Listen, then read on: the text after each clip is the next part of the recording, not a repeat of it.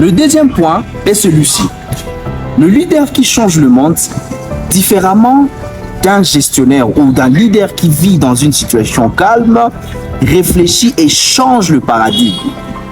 Nous ne sommes pas en train de dire ici qu'on va chambouler tout le système qui a déjà été établi lorsqu'on est dans une situation de crise.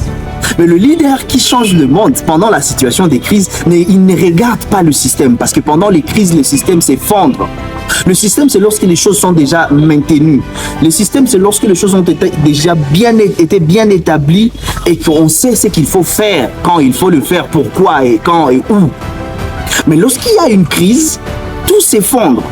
Il est maintenant important de réfléchir sur des nouvelles stratégies, raison pour laquelle je vous dis le leader qui impacte ou qui change les mondes change de paradigme. Il ne regarde pas le système, il prend une nouvelle stratégie qu'il vient mettre dans le système pour que nous puissions réfléchir différemment pendant cette période de crise. Mais lorsque la crise passe, nous revenons dans le système et bien sûr le système aura déjà amélioré les choses. Je vais vous donner un exemple très concret.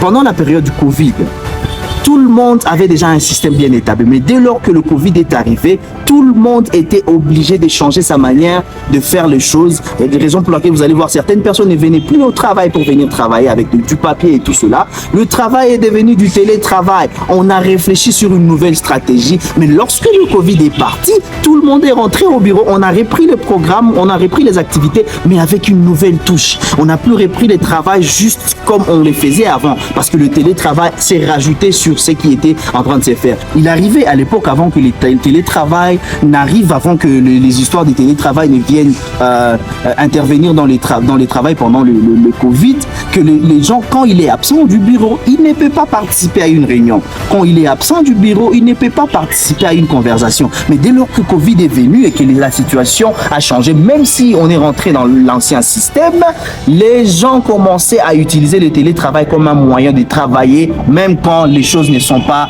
difficiles. Donc bref, le deuxième point nous dit ceci, c'est que le leader qui impacte ne change pas tout le système pendant la période de crise pour que le système ne revienne pas au même après la crise. Le leader d'impact regarde le système, il dit ça ne va plus marcher, on garde le système à côté, on se concentre sur quelque chose de nouveau qui va marcher pendant cette période et après que le fléau ou la crise passe, nous allons reprendre le système, mais nous allons rajouter des choses que nous allons améliorer. Comme je vous ai dit dans le premier point, que le leader d'impact ne voit pas l'échec comme un échec. Il voit l'échec comme un moyen d'améliorer, comme un appareil de mesure pour améliorer et changer les choses de la manière la plus propre. Donc, lorsque le fléau arrive, le leader change le paradigme, mais garde le système. Après que le fléau soit passé, on reprend le système, mais avec des améliorations juste à cause du paradigme qu'on a changé pendant la période de crise. Alors, c'est ça le deuxième point. Nous allons passer au troisième point pour poursuivre avec notre enseignement.